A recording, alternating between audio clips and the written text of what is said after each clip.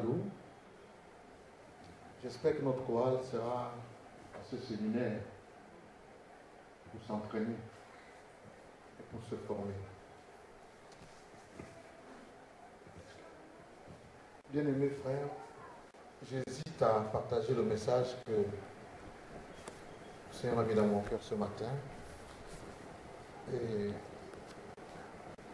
parce que depuis vendredi, le Seigneur nous parle d'une chose, son retour.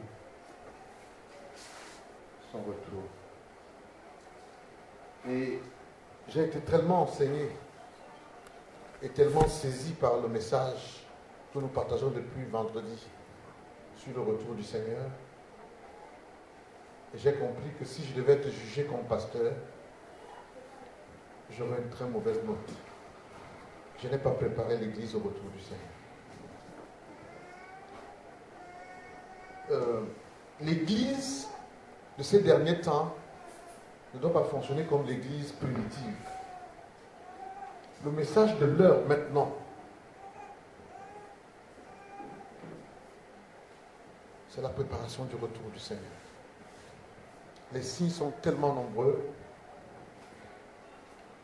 Mais quand je vois comment nous fonctionnons, comment notre Église fonctionne, comment je fonctionne, rien ne montre en moi que j'ai trahi le retour du Seigneur.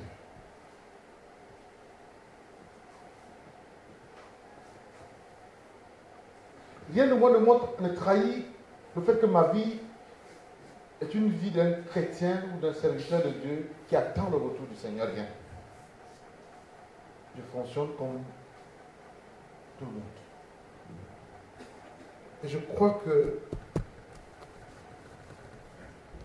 hier on avait un serviteur de Dieu dans la salle qui venait de Yaoundé, qui allait au Burkina Faso pour animer un séminaire où il a été retenu parmi les 5 orateurs sur la conférence des serviteurs de Dieu du Burkina Faso. Dès que ce matin, quand il m'a vu, il m'a dit, il remercie le Seigneur qui l'a amené ici. Il a le message qu'il ira prêcher là-bas. Tout ce qu'il avait préparé pour lui, il se rend compte que c'est à côté. Le message de l'heure maintenant, c'est que l'Église soit préparée au retour du Seigneur. Je voudrais inviter toute l'Église à être là ce soir. Si tu n'as pas un taxi, viens, je te paye le taxi pour rentrer. Ne manque pas ce soir. Ça commence à 16h. 16h, 16h30. 16h30. C'est exceptionnel ce qui a été enseigné et ce qui va être enseigné. En fait, le frère qui nous enseigne est en train de nous montrer comment les prophéties sont en train de s'accomplir et comment les signes deviennent de plus en plus visibles. Pour nous en Afrique, c'est un peu difficile puisqu'on n'est pas... ça vient un peu. Mais en Europe, c'est très grave. C'est tellement visible. La carte bancaire, la carte de sécurité sociale, le GPS, tout le monde, les cartes de métro, les navigos, tout ça aujourd'hui fait que le contrôle total est mis en place. Nous sommes tous surveillés, nous sommes tous contrôlés. Toute notre vie est contrôlée. Les satellites aujourd'hui, depuis le ciel, peuvent écouter nos causeries ici et les reporter. Même dans ta chambre, on te voit. Quand tu es là, on te voit. Et les gens continuent à vivre dans l'église comme si de rien n'était. Je pense que les choses vont changer par rapport à notre ministère. Le mois prochain, il n'y aura pas la croisade sur Bali, parce que je ne pense pas que l'église soit prête pour ça. Mais ça sera un mois de préparation au retour du Seigneur. Je vais m'asseoir avec ma famille. Et je vais demander à ma famille, est-ce que nous sommes prêts là, si Jésus revient maintenant? Est-ce qu'on sera enlevé? Vous savez, quand Jésus était venu pour la première fois, il est allé au temple, de nuit, il n'y a que 2 personnes qui l'ont reconnu. Pendant qu'il prêchait dans les rues partout, les gens le voyaient comme un menuisier, un débrouillard. D'abord, il était pauvre. Les pharisiens pensaient que quand tu es béni, tu dois être riche. Quand Dieu t'aime, tu dois être riche. Donc Jésus était pauvre pour lui, oui, c'est pas ça. Et cette doctrine l'a compris jusqu'à aujourd'hui. Est-ce que tu es prêt pour le retour du Seigneur? Si Jésus revenait maintenant, le frère nous a dit hier que Jésus peut revenir pendant qu'il est en train de prêcher. Est-ce que tu es prêt? Est-ce que ton cœur languit autour du Seigneur? Il y a un verset qui dit dans Luc, je vais peut-être le lire. Ouvrons Luc chapitre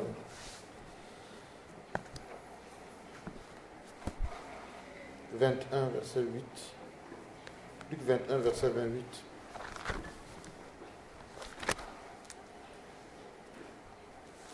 Luc 21, verset 28.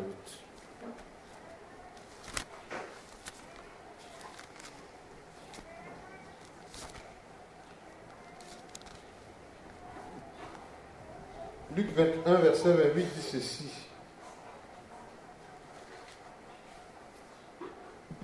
Quand ces choses commenceront à arriver, redressez-vous et levez vos têtes, parce que votre délivrance est proche. Alléluia. Jésus dit, quand ces choses dont il a parlé, qui allaient arriver, ça fait 2000 ans qu'il a parlé de ça, et c'est en train d'arriver actuellement. On nous présentait ces choses hier. Quand ces choses vont commencer à arriver, nous devons faire quoi? Nous devons faire quoi? Lever la tête. Est-ce que ta tête est levée pour voir? Est-ce que ta tête est levée? Redressez-vous. Redresse-toi, lève la tête, parce que ta délivrance est proche. Il y a des gens qui ne veulent pas que Jésus revienne parce qu'ils veulent d'abord se marier. D'autres gens ne veulent pas que Jésus revienne parce qu'ils veulent d'abord faire des enfants. D'autres gens ne veulent pas que Jésus revienne parce qu'ils veulent d'abord construire la maison en étage. Donc plein de gens ont des projets qu'ils veulent faire avant que Jésus revienne. En fait, leur prière, c'est que Jésus tarde encore un peu. Mais est-ce que dans ton cœur, tu as ce désir de voir Jésus venir?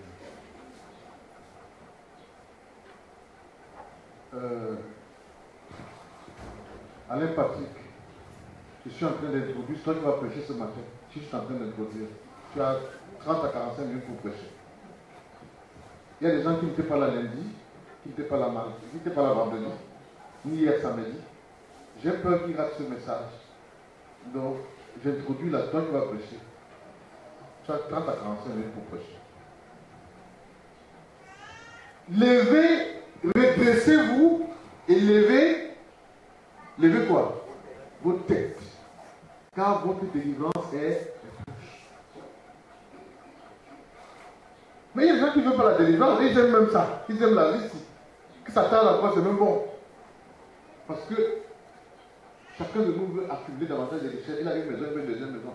Il a une chaussure, il veut une deuxième chaussure. Il veut augmenter. Le message que je vais prêcher ce matin, c'est dans Luc chapitre 12. Un homme qui avait, cette année-là, il avait beaucoup de richesses. Il a dit qu'il casse ses greniers, il arrange des choses. Et cette nuit-là, Dieu lui a dit qu'aujourd'hui tu vas mourir.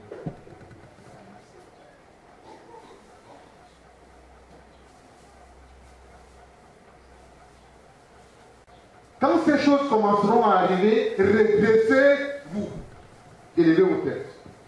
Durant le mois prochain, notre église va se redresser et va lever la tête. Ça sera le mois de la préparation du retour du Seigneur. Nous allons enseigner et nous allons prier sur le retour du Seigneur. C'est le message de l'heure. Quand je vois la chorale, tout faire ce qu'ils nous ont fait ces derniers temps, je me demande s'ils sont prêts pour le retour du Seigneur. Quand je vois les gens arriver en retard à l'église, je me demande s'ils sont prêts pour le retour du Seigneur. Quand je vois les gens, nuit de prière, ils manquent. Enseignement, ils viennent seulement dimanche. On dit évangélisation, les gens n'évangélisent pas. Je me demande s'ils sont prêts pour le retour du Seigneur. En fait, beaucoup d'entre nous sont passés à côté en tant que serviteurs de Dieu. Parce que, actuellement, les serviteurs de Dieu de notre génération doivent œuvrer pour préparer l'église au retour du Seigneur. Mais si le serviteur de Dieu de cette génération-ci refait les mêmes enseignements que le serviteur de Dieu du premier siècle, il est à côté. Notre spécificité, qui est d'amener les gens à ouvrir les Écritures, devrait être amener les gens à ouvrir les Écritures, à ouvrir la parole, mais avec un accent vers la parole prophétique. De telle manière que quelqu'un qui entre ici comprend quelle est la spécificité de la mission de la Bible ouverte. Lorsqu'on va sortir pour encourager les gens à ouvrir la Bible, on va les encourager à ouvrir la Bible, pas pour dire qu'au commencement, Abraham avait 2 enfants, après l'autre était mort, machin, non. On va les dire d'ouvrir la Bible par rapport à quoi? À Jésus qui revient bientôt et aux prophéties qui s'accomplissent. Tournons-nous vers le Seigneur et prions pendant que Alain Patrick vient devant. Prions que notre Église connaissent un changement de paradigme. C'est-à-dire, on devient une église qui fonctionne comme une église de la fin des temps. Une église qui se prépare au retour du Seigneur, une église qui prépare les autres au retour du Seigneur. Prions.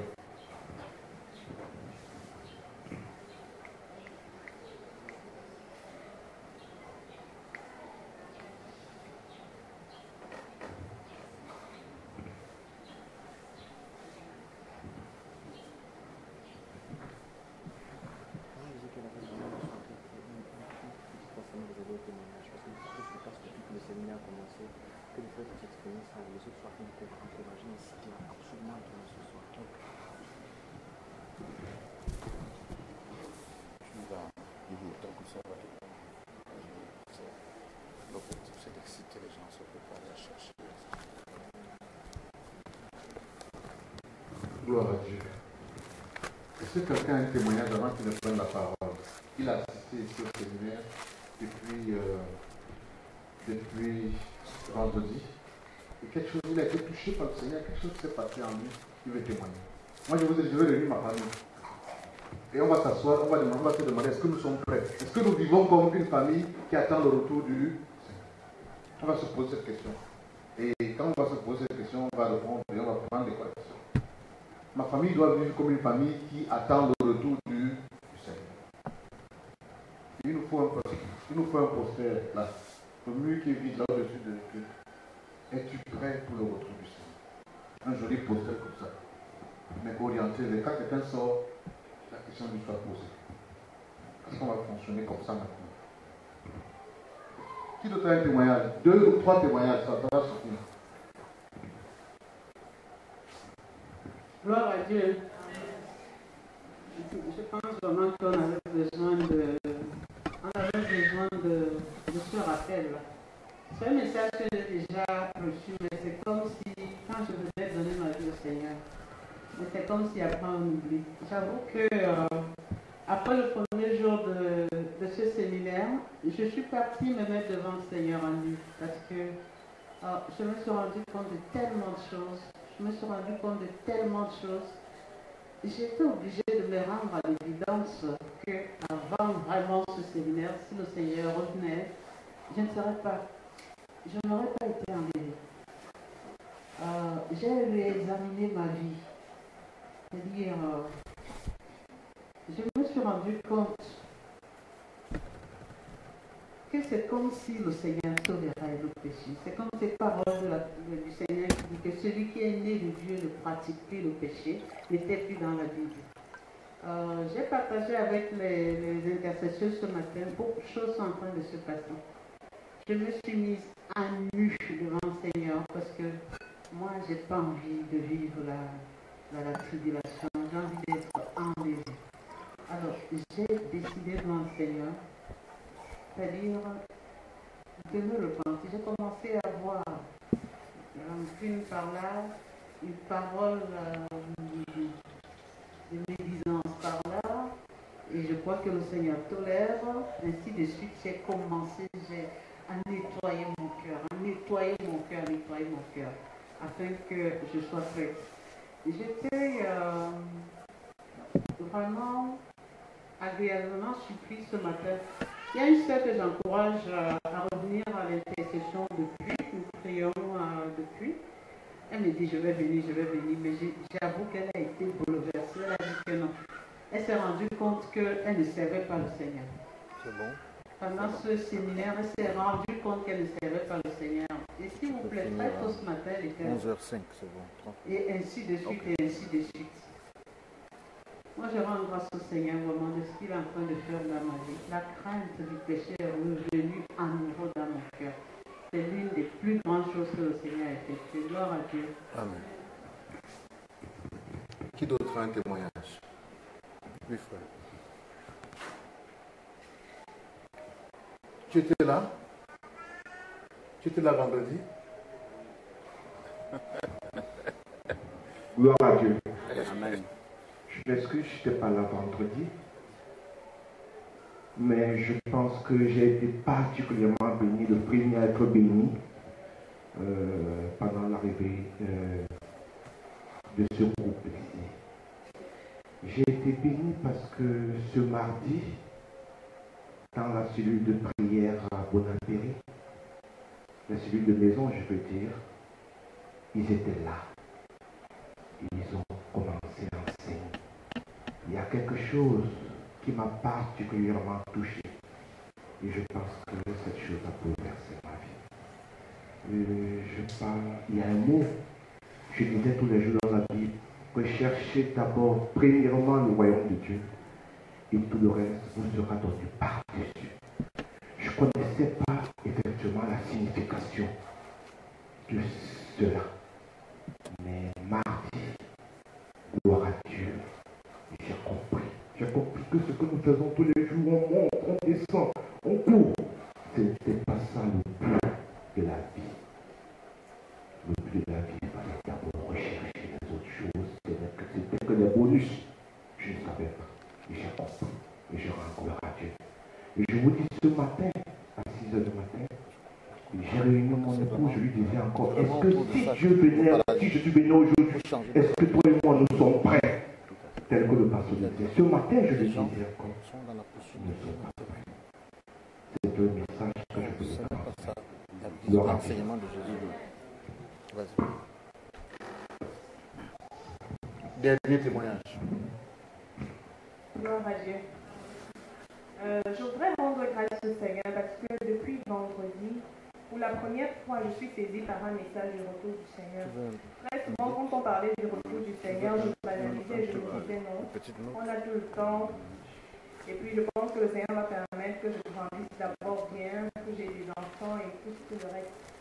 Mais depuis vendredi, mes yeux sont en train de s'ouvrir sur le but même, comme le frère disait, c'est-à-dire que le but final même du chrétien.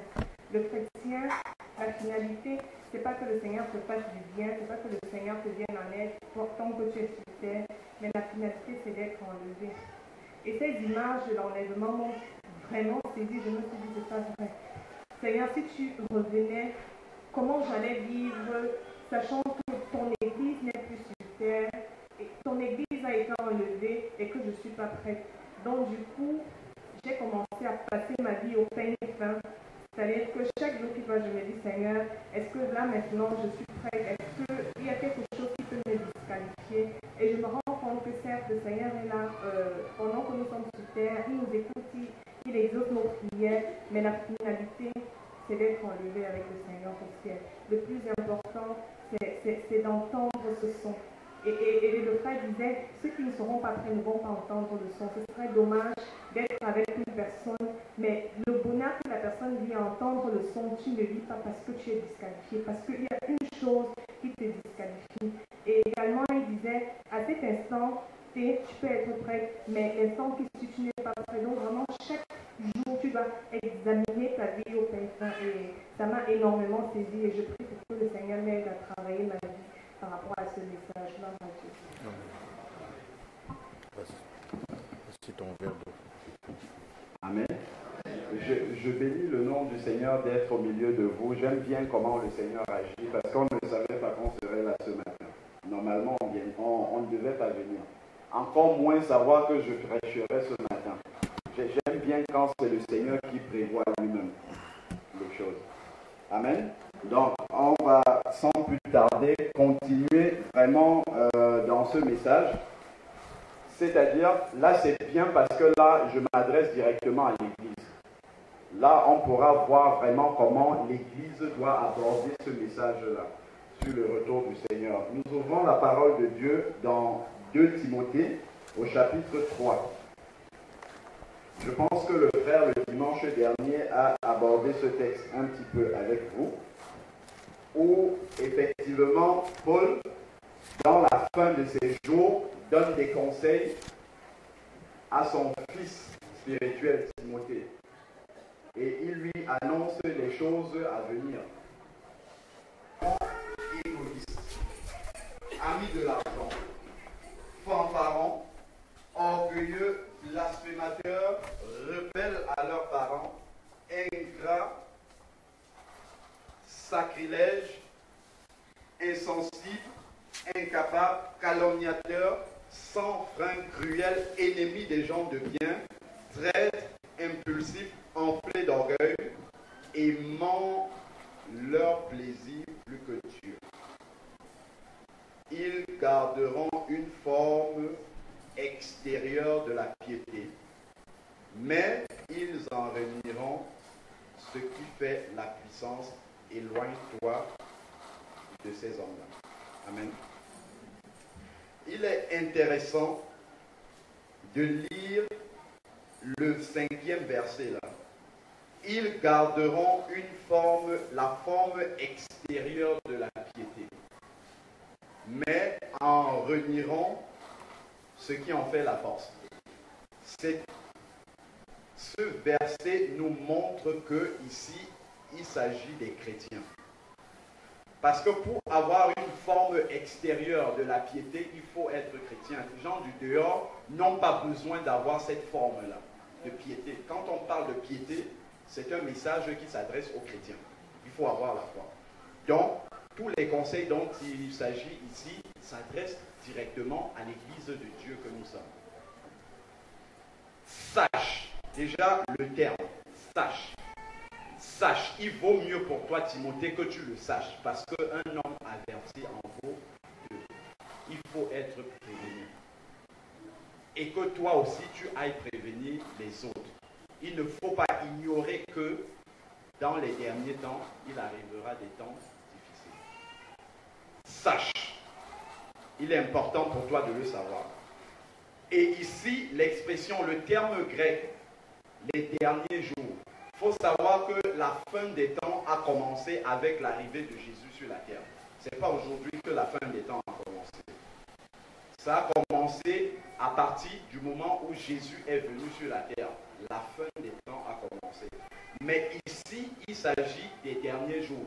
Dans l'expression grecque, ça signifie les derniers des derniers jours. Amen. Donc, sache que dans les derniers des derniers jours, qui sont les temps que nous vivons actuellement, c'est-à-dire les temps qui vont directement précéder le retour du Seigneur Jésus, voilà ce qui va se passer. Dans l'Église, déjà. Dehors, on aura les mêmes caractéristiques de manière beaucoup plus amplifiée, mais dans l'Église, on aura aussi les mêmes caractéristiques. Puisque l'apôtre s'adresse ici aux chrétiens. Il dit, surgiront des temps difficiles. Déjà, ce qu'il faudrait savoir, il y a un courant évangélique qui dit que dans les derniers jours, il y aura un grand réveil dans l'Église. C'est une fausse doctrine, ça. Parce que le Seigneur Jésus, quand vous lisez dans Luc 18, 8, Jésus dit, est-ce que lorsque je reviendrai, je trouverai la foi sur la terre? Jésus ne peut pas poser une telle question, sachant qu'il y aura le réveil à son retour. Est-ce que je trouverai la foi authentique? C'est ça que Jésus veut dire. Est-ce que réellement, les gens qui se réclament m'appartenir auront vraiment cette foi, cet attachement uniquement à moi, cette foi-là?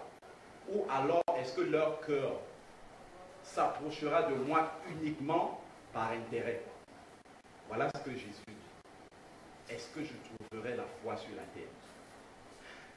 L'Église s'attache à un verset que je lisais tout à l'heure, c'est dans Matthieu 24 au verset 14, qui dit que à la fin des temps, la bonne nouvelle sera annoncée à toute chair. On confond, on interprète mal ce verset en disant il faudrait que toutes les nations aient reçu, aient accepté l'évangile pour que Jésus revienne. C'est faux. Il faudrait que tous aient entendu simplement. Le Seigneur ne dit pas qu'il faudrait que tous aient reçu. Aujourd'hui, nous savons que l'évangile est disponible pour tout le monde. Donc Jésus peut revenir à tout le monde. Il faut le savoir. N'attendez pas que les nations se convertissent complètement pour que le Seigneur revienne. L'Église doit faire le travail qui est le sien, c'est-à-dire garder une foi authentique au Seigneur Jésus.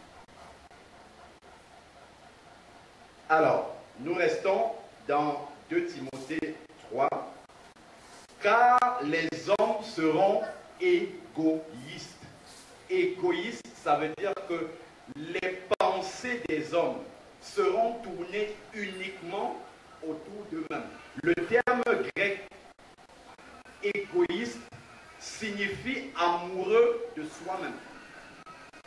Il parle à l'église, attention, il parle à l'église. Vous allez vous dire, peut-être le frère, il divague, il dit n'importe quoi sur l'église. Combien de temps passes-tu à intercéder pour les autres? Pas pour tes propres sujets personnels. Combien de temps? Combien de jours passes-tu à jeûner pour les problèmes de ton voisin, de ton frère? Pas pour toi-même. Pose-toi cette question-là. Les hommes seront égoïstes, amoureux d'eux-mêmes. Il n'y a que le moi qui sera au centre.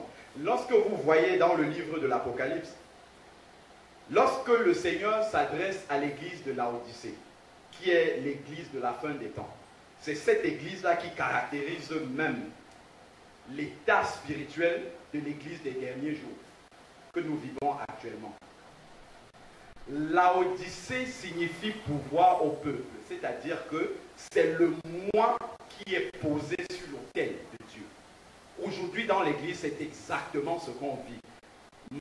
Ma bénédiction, ma délivrance, c'est mon, c'est possessif. Tout est possessif dans l'église. Il faut être christocentré et non égocentrique. Voilà ce que l'apôtre dit. Fais attention parce que dans les derniers jours, les gens seront amoureux d'eux-mêmes. Ils auront pris le moi et déposé sur l'autel. Et ça, c'est aussi un signe précurseur de l'installation du règne de l'Antichrist. Et ça commence dans l'Église même. Pourquoi? Parce que le livre de l'Apocalypse nous dit qu'à la fin des temps, il s'installera une religion unique. Et la Bible nous dit que tous adoreront la bête, c'est-à-dire l'Antichrist. Amen. Ils adoreront un homme et non Dieu. Donc cette religion unique-là mettra une fois de plus le moi sur l'autel. Et il faut faire attention parce que dans l'Église, cette racine-là y est déjà. Au milieu de l'église, l'ivraie est mélangée avec le bon grain. Et dans la racine de cette apostasie-là, de cet éloignement de la vérité est dans l'église. Et il faut faire attention de ne pas appartenir à cette mauvaise graine-là. J'évolue rapidement. Donc, il parle d'orgueilleux, de blasphémateurs, ainsi de suite. Je vais plus m'arrêter sur le 5e verset. Ils garderont une forme extérieure de la piété, les faux semblants. On montre aux autres que le Seigneur nous a touchés de l'intérieur, alors que c'est simplement à l'extérieur. Il n'y a rien dans le cœur. J'embrasse ma soeur, j'embrasse mon frère, je lui fais un large sourire, pourtant mon cœur médite du mal contre elle. Mais nous devons vivre sous la lumière de Dieu. Le chrétien né de nouveau marche dans la lumière, c'est-à-dire qu'il marche devant le Seigneur. Le Seigneur est le seul juge. Quand il fait quelque chose, il doit se dire que le Seigneur le regarde. Il y avait une petite fille qui était dans une voiture avec son papa.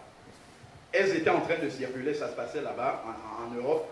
Et à un moment, le papa, traversant un tronçon, il aperçoit un jardin avec des fruits, des choux dans le jardin. Il sert immédiatement. Il entre dans le jardin et il dit à la petite fille, il pose la fille sur un espèce de tabouret qui se trouvait sur le bord de la route. Et il dit à sa fille, fais le guet, c'est-à-dire vérifie si quelqu'un vient. Regarde partout. Il ne faut pas que quelqu'un me voie dans le champ. Et la fille surveille, le papa rentre, il commence à ramasser les légumes, il ramasse les légumes, il ramasse. Il appelle la fille. Est-ce que tu vérifies? Personne ne vient. Non, papa, je vérifie. Il continue. Est-ce que tu as regardé du côté gauche? Oui, papa. À droite, partout. La fille dit, non, papa, il y a un endroit où je ne peux pas regarder. Le papa s'énerve. Mais qu'est-ce qu'il y a? Je t'ai demandé de vérifier partout. Le papa s'approche de la fille. Qu'est-ce qui t'arrive? Où est-ce que tu ne peux pas regarder? Et pourquoi tu ne peux pas regarder? Et la fille lève la tête. Papa, ne penses-tu pas qu'il y a quelqu'un là-haut qui nous regarde? Le papa a laissé, il n'était pas converti. Il a laissé tomber tous les légumes. Il a pris sa fille et il est rentré. Ça a commencé à être le début du questionnement.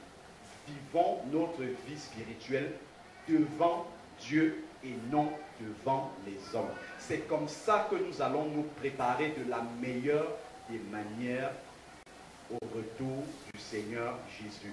Le Seigneur dit, examine-toi toi-même pour que la parole de Dieu fasse son travail dans ton cœur.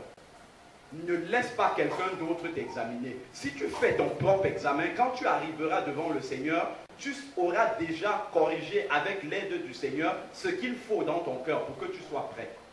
C'est pour ça qu'il dit que notre sanctification doit être la sanctification devant Dieu. Et Dieu voit partout. Lui seul sonde les reins et les cœurs. Lui, il est capable de dévoiler les pensées les plus enfouies dans le cœur de l'être humain. Voilà pourquoi le Seigneur a institué, par exemple, le mariage. Le mariage est le premier terrain sur lequel nous devons appliquer la parole de Dieu. C'est un terrain qui nous permet de voir où est-ce que nous en sommes. Les enfants, ne vous inquiétez pas, les rapports avec la famille, les parents, c'est aussi ce terrain-là. Il dit, vous serez mes témoins à Jérusalem, c'est-à-dire dans la périphérie la plus proche. C'est là que votre témoignage doit d'abord être le plus puissant. Si tu veux être utilisé par Dieu dans l'église, il faut d'abord te laisser utiliser par Dieu dans la famille. C'est là que ça commence. Et ce n'est pas pour rien que la femme et l'homme dans un foyer n'ont pas toujours ne voient pas toujours les choses de la même manière. Le Seigneur l'a fait exprès. Pourquoi? Parce que quand ma femme réagit d'une certaine manière, ça provoque en moi une certaine réaction, quelque chose qui vient du plus profond de moi. Et ça me permet à moi-même de prendre ma température spirituelle pour savoir si je suis en communion avec le Seigneur. Si je me surprends en train de dire certains mots à ma femme, que je n'imaginais même pas que ça pouvait monter de moi, je comprends que je ne suis pas encore totalement sanctifié devant le Seigneur. Donc il faut accepter la correction du Seigneur. Il dit ton bâton et ta houlette me rassurent. Le Seigneur utilise le bâton, ce n'est pas pour nous fouetter. Vous voyez le berger, quand il utilise son bâton, c'est pour que le troupeau soit dans les rangs. C'est ça. C'est pour ça que le Seigneur nous corrige. Il faut accepter de passer par l'épreuve dans notre vie. Il faut accepter parce que c'est dans l'épreuve qu'on grandit. Mais aujourd'hui, les chrétiens ne veulent plus les épreuves. Tout le monde veut la bénédiction. Comment, si tu vis uniquement dans la bénédiction, tu arriveras à dire Dieu est un Dieu de miracles? Il faut d'abord que tu expérimentes une situation dans laquelle seul un miracle peut te sauver. Il faut que tu sois dans cette situation et que tu aies conscience que seul un miracle peut te sauver. À ce moment-là, quand le Seigneur intervient, il te sauve, tu dis, oui, Dieu est un Dieu des miracles parce que ça vient de quelque chose que tu as vécu. N'attends pas que le pasteur, lui, te dise, Dieu est un Dieu de miracles parce que lui, il l'a expérimenté, il a vécu ça. Il le dit, ça vient de ses entrailles. Mais il ne peut pas te communiquer ça. C'est ce que je disais la dernière fois. Faites de l'huile dans votre langue parce que ça ne se partage pas l'expérience spirituelle. Ça ne se partage pas. Les vierges sages, même si elles voulaient donner de leur huile aux vierges folles, elles ne pouvaient pas. Parce que l'expérience spirituelle, ça ne se donne pas, il faut la vivre avec le Seigneur. Et c'est au travers de cette expérience spirituelle que le Seigneur nous fait grandir. Nous allons terminer rapidement dans le chapitre 4. Je pense que c'est dans la même page. 2 Timothée 4, verset 3. Car il viendra des temps. Il parle toujours, il avertit Timothée, c'est-à-dire il parle à l'Église. Car il viendra des temps où les hommes ne supporteront plus la saine doctrine. Nous sommes dans ces temps. Les hommes ne supporteront plus la saine doctrine, mais au gré de leur propre désir. Vous voyez encore le mot propre, c'est-à-dire centré sur moi-même. Mais au gré de leur propre désir, avec la démangeaison d'écouter, ils se donneront, à d'écouter les choses agréables, autant pour moi, ils se donneront maître sur maître. Dans une autre version, il dit une foule de docteurs. Ils se donneront une foule de docteurs. Selon leur propre désir. Ça, c'est très important de le dire. Ils se donnent des docteurs, non pas des docteurs selon le cœur de Dieu, mais selon leur propre désir. Parce que les oreilles veulent entendre ce qui est agréable. Tout le monde veut entendre une prophétie qui dit tu seras béni. Tout le monde. Les gens courent après les prophéties. Si l'homme de Dieu ne prophétise pas sur moi, c'est comme si je n'avais pas été béni. C'est comme si la parole de Dieu n'a pas été prêchée. Ça, c'est l'Église des derniers temps. Amen.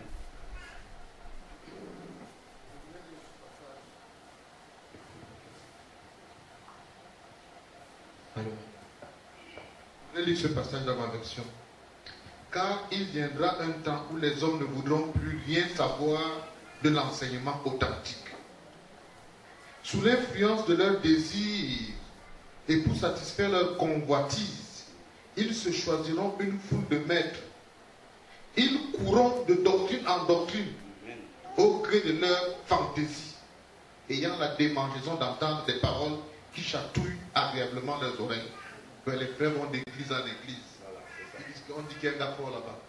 Parce qu'il veut des femmes. Parce que, écoute bien, si tu as envie d'entendre des choses agréables, le diable est capable de te faire entendre des choses agréables. Si c'est ça que tu veux entendre, il te donnera des choses agréables. Ils iront d'église en église. Au début, le terme docteur, dans l'expression grecque, il y a l'expression bien parler, quelqu'un qui a des paroles mielleuses. C'est de ça dont il s'agit ici. Il va dans un endroit, le chrétien, il écoute quelqu'un bien parler, tant que ça va, tant que la personne dit des choses agréables, il est content. Amen, amen, amen. Quand on parle de bénédiction, toute l'église, amen, amen. Mais dès qu'on commence à mettre en lumière le péché, c'est fini. Il change d'assemblée et il va trouver un autre docteur qui parle de la même manière, qui chatouille ses oreilles. Et comme ça, il peut continuer à couvrir son péché. Parce que personne ne lui dévoile son péché clairement. Et ça nous permet d'avoir notre conscience tranquille.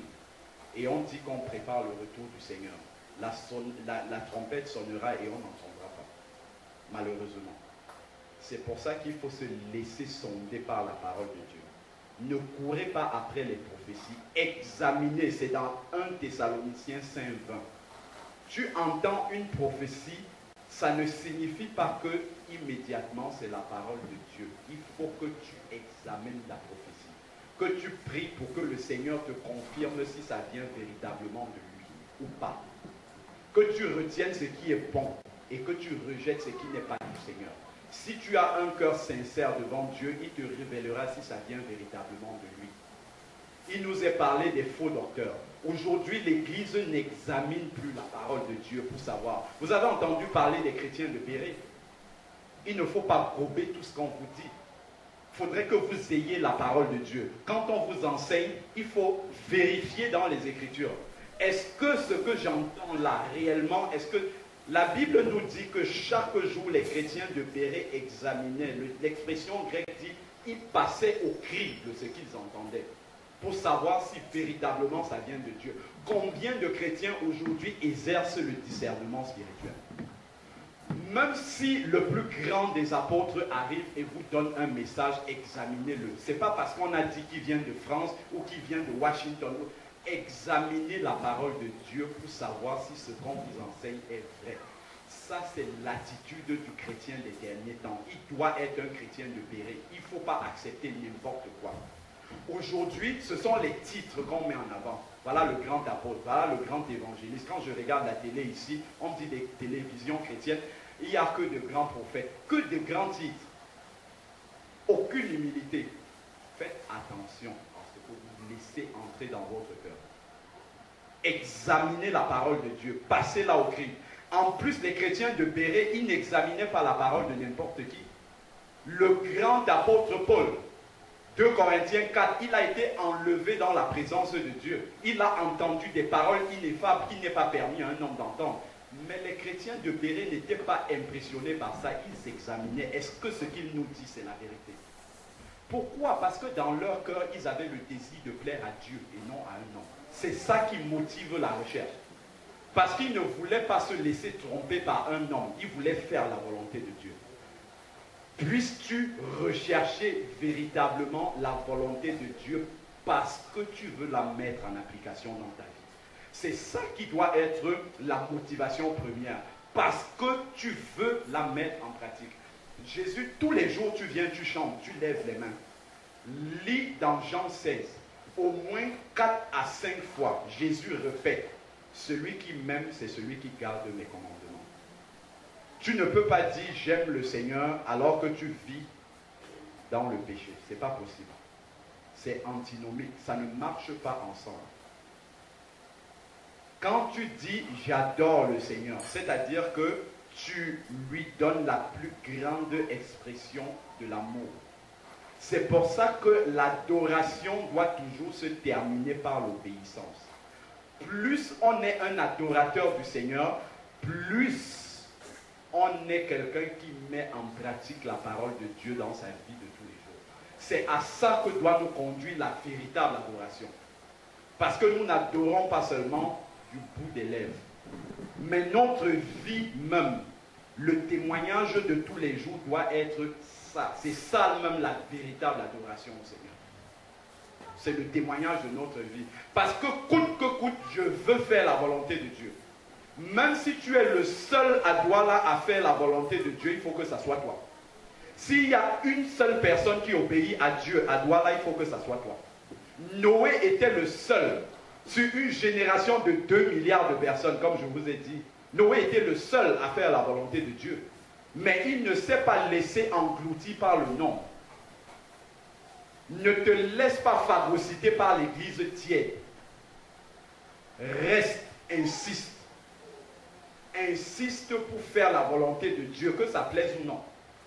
Que ça plaise à ton frère à côté de toi qui, lui, veut vivre dans le compromis. Toi, décide de faire la volonté de Dieu jusqu'à la fin et tu entendras le son de la trompette. Jusqu'à la fin. Jusqu'à la fin. Jésus dit, celui qui persévérera jusqu'à la fin, il vaut mieux la fin d'une chose que son début. C'est celui qui arrive sur la ligne d'arrivée là. C'est lui qui va hériter du royaume. Même si tu as été le plus grand des prédicateurs, même si tu as été un grand chrétien, même si tu as fait la volonté de Dieu toute ta vie, il faut qu'à la fin, que le Seigneur te trouve dans son plan, dans sa volonté, que tu n'aies pas attristé le Saint-Esprit de ton cœur, qu'il soit parti. Ça commence par un petit compromis sur tel aspect de la parole. On commence à s'éloigner, on est sorti du chemin, mais on ne s'en rend pas compte. On est déjà en train d'aller sur un chemin parallèle parce qu'on a fait un compromis avec une vérité de la parole de Dieu, avec une vérité essentielle. Le frère appelait ça la saine doctrine. La saine doctrine. Il faut que ta vie soit fondée sur la saine doctrine. Fais la volonté de Dieu coûte que coûte. Même si ça doit te coûter la vie, il faut que tu fasses la volonté de Dieu. Et ne sois pas surpris que si tu fais la volonté de Dieu, tu seras persécuté. Le Seigneur l'a annoncé, il ne faut pas que ça te surprenne. Persécuté. On te traitera de fanatique parce que tu veux faire la volonté de Dieu. Si quelqu'un te traite de fanatique, dis gloire à Dieu. Que Dieu te bénisse parce que tu me traites de fanatique. Si quelqu'un me dit tu es un fanatique, je dis Seigneur, rends-moi encore 1000 fois plus fanatique que ça. Parce que ceux qui sont dans le ciel, ce sont des fanatiques de Jésus. Quand vous lisez dans Apocalypse 4, il nous est dit, des 4 êtres vivants, ils passent le temps jour et nuit, imaginez un peu ça, jour et nuit à adorer le Seigneur, jour et nuit, ils rendent un culte au Seigneur. Si tu n'es pas fanatique, est-ce que tu peux, quand on te dit adore le Seigneur pendant 1 heure de temps, tu es déjà fatigué. Mais eux, ils sont devant le trône de Dieu, jour et nuit. Si tu n'es pas fanatique, tu ne peux pas faire une chose pareille. Il faut être des fanatiques de Jésus. Et fanatique, ce n'est pas en parole. C'est en acte, c'est en vie, c'est en témoignage qu'on voit véritablement un fanatique de Jésus. Que le Seigneur vous bénisse. Amen. En attendant que la sœur Linda nous chante un chant, je vais prendre le micro pour chanter. Je vais vous lire un autre verset. Dans 2 Timothée 4, verset 5. Écoutez bien ce verset pendant que Linda prépare son chant. Mais, quoi qu'il arrive, demeure à tout égard vigilant et circonspect. C'est-à-dire, quoi qu'il arrive, c'est-à-dire les signes des temps. Garde en toutes circonstances le contrôle de toi-même. Sois prêt à passer par l'épreuve. Apprends à supporter la souffrance. Travaille à la propagation de l'évangile. Donne-toi complètement à ton ministère. Acquitte-toi fidèlement de toutes ces tâches jusqu'à la fin. L'apôtre Paul dit à Timothée que quoi qu'il arrive, quel est le tremblement, qu'est ceci, ce que tu dois faire, toi Timothée, ce que tu dois faire, ce que je te demande de faire, Timothée, demeure vigilant. Dieu demande à Paul demande à Timothée de demeurer vigilant. 1. Et circonspect. Circonspect, ça veut dire quoi? Un bon français, circonspect. Sobre. C'est-à-dire pas quelqu'un qui cherche trop. Garde en toutes circonstances le contrôle de toi-même. Quand le moi veut monter, tu contrôles. Quand la colère veut monter, tu contrôles. Quand l'envie de la bonne nourriture veut monter, tu contrôles.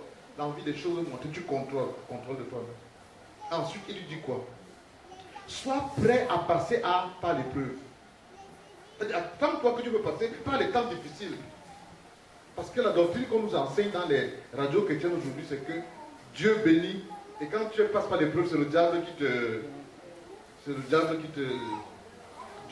qui t'attaque. C'est pas le diable, frère. Sois prêt à passer par l'épreuve. Et il continue en disant, fais quoi? Apprends à supporter la souffrance.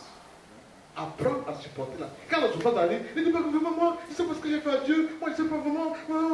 Non. Apprends à supporter. Il y a des gens, dès que ça devient dur dans son service, ils pleurent. Dès que ça devient dur dans sa maison, ils pleurent. Ça devient dur dans sa famille, ils pleurent. Tu pleures quoi? Apprends à supporter la souffrance. Et ensuite, une activité de la fin des temps. Il dit quoi? Travaille à la propagation de l'évangile. Travaille. Je suis là, j'ai peur d'organiser la croisade sur Bali parce que je ne sais pas si vous êtes prêts. Travaille à la propagation de l'évangile. Travaille. Et ensuite, il dit quoi? Donne-toi complètement à ton ministère. Donne-toi comment? Complètement. Si tu as la chorale, on dit la chorale va chanter, tu es là complet, pas à moitié. Hier, on a eu du mal ici, pas de police. Vendredi, pas de police. Parce qu'ils ne se sont pas donnés complètement à leur ministère. Ils se sont donnés à moitié. Et je voudrais encore parler à ceux qui ne donnent pas à Dieu. Cette semaine, la sœur Diane m'a fait le rapport des finances. J'étais surpris de voir que quelqu'un peut faire de janvier à décembre sans donner une offrande à Dieu ou sa dîme. Ces gens-là sont malades. Malades parce que le plus grand enseignement que le Christ a donné sur les finances, c'est tu passes servir 2 mètres à la fois. Le jour où quelqu'un se convertit, l'un des signes que l'argent n'est plus son maître, c'est qu'il donne des prémices à Dieu. Si tu ne payes pas la dîme et les offrandes, frère, sache que tu n'es pas converti. Je le dis comme ça, je n'ai même pas peur de le dire. Sache que tu as cru, que tu n'es pas converti. Parce qu'il y a deux maîtres. Ce n'est pas Dieu et le diable. La Bible, Jésus-Christ dit c'est Dieu et l'argent. Les deux maîtres que nous servons sur la terre. Le jour que tu te convertis, ça veut dire que tu laisses, l'argent ne te commande plus. C'est toi qui commandes l'argent. Tu t'alignes sur le Christ. Et le signe que tu t'es converti à ça, c'est que dès que tu as tes revenus, tu vas en mission, on te fait les frais de mission. Tu as un dépannage, on te fait le dépannage. Tu as ton salaire, on te donne le dépannage. Les prémices, les 10 premiers pourcents, tu mets de côté pour Dieu.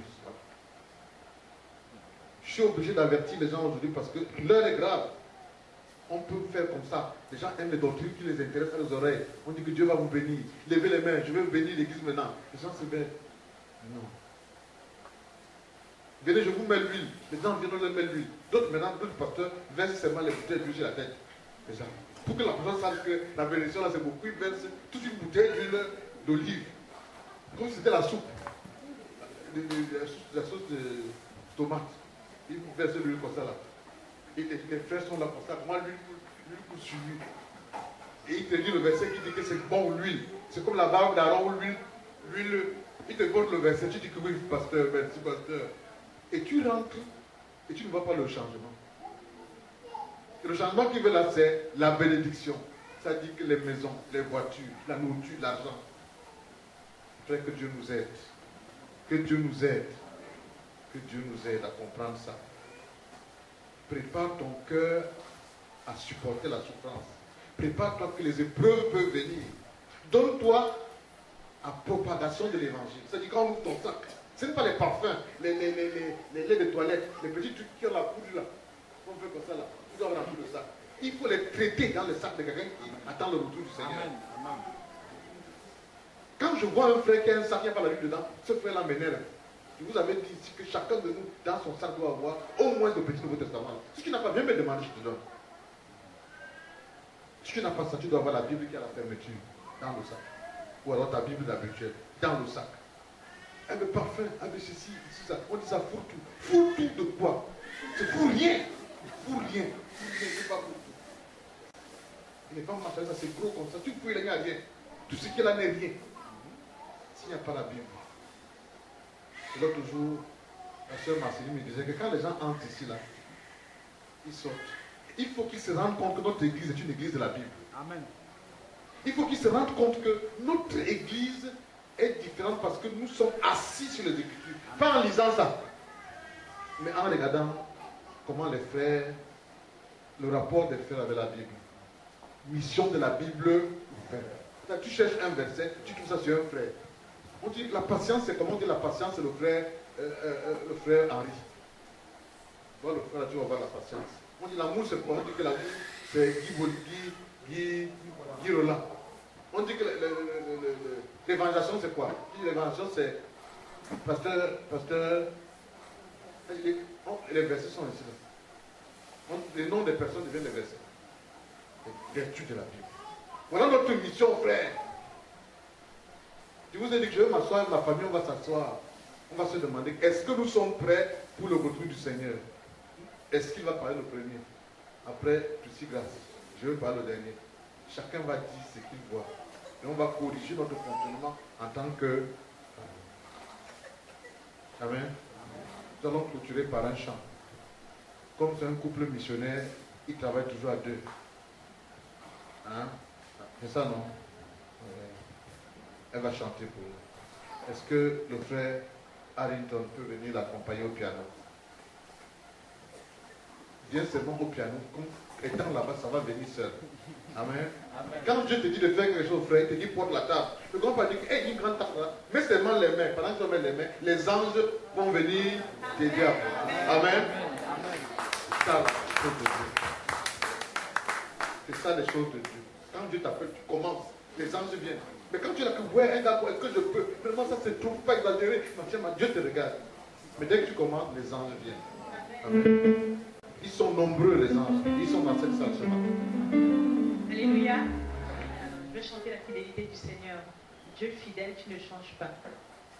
Dieu fidèle, tu ne changes pas.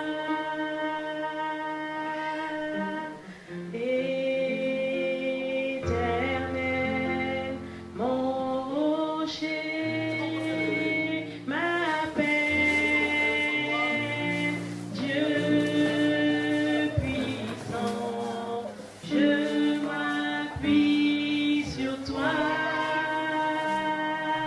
et je crie vers toi, car tu es mon Dieu. Et je crie vers toi, j'ai besoin de toi.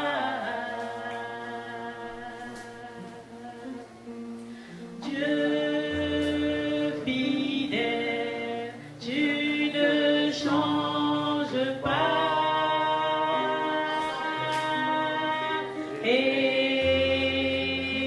Éternel, mon rocher, ma paix. Dieu fidèle, je m'appuie sur toi et je crie vers toi, car tu es mon Dieu.